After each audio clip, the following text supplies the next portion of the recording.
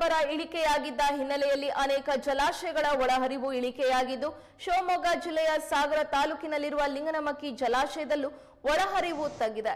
ಸದ್ಯ ಜಲಾಶಯದ ಒಳಹರಿವು 9249 ಕ್ಯೂಸೆಕ್ ಇದೆ. ಡ್ಯಾಂನ ಒಟ್ಟು ಹೊರಹರಿವು 7872 ಕ್ಯೂಸೆಕ್ ಇದೆ. ಲಿಂಗನಮಕ್ಕಿ ಜಲಾಶಯದ ನೀರಿನ ಮಟ್ಟ 1816.9 ಅಡಿ ಇದೆ. ಈಗಾಗಲೇ ವರುಣನ ಅಬ್ಬರ ಆರಂಭವಾಗಿದ್ದು ಮುಂಬರುವ ದಿನಗಳಲ್ಲಿ ಮಳೆ ಹೆಚ್ಚಾದರೆ ಜಲಾಶಯಗಳಲ್ಲಿಯೂ ಒಳಹರಿವು ಹೆಚ್ಚಾಗುವ ಸಾಧ್ಯತೆಗಳಿವೆ.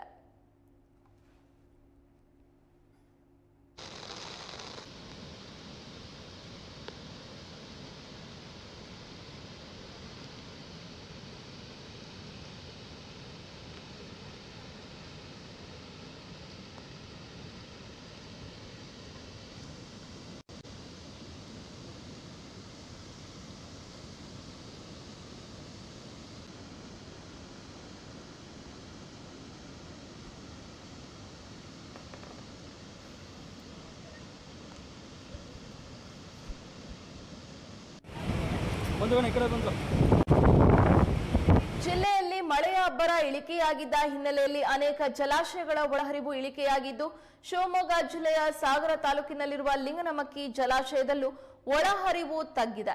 ಸದ್ಯ ಜಲಾಶಯದ ಒಳಹರಿವು 9249 ಕ್ಯೂಸೆಕ್ ಇದೆ.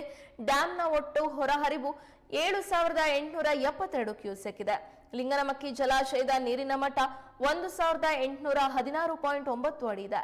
ಈಗಾಗಲೇ ವರುಣನ ಅಬ್ಬರ ಆರಂಭವಾಗಿದ್ದು ಮುಂಬರುವ ದಿನಗಳಲ್ಲಿ ಮಳೆ ಹೆಚ್ಚಾದ್ರೆ ಜಲಾಶಯಗಳಲ್ಲಿಯೂ ಒಳಹರಿವು ಹೆಚ್ಚಾಗುವ ಸಾಧ್ಯತೆಗಳಿವೆ.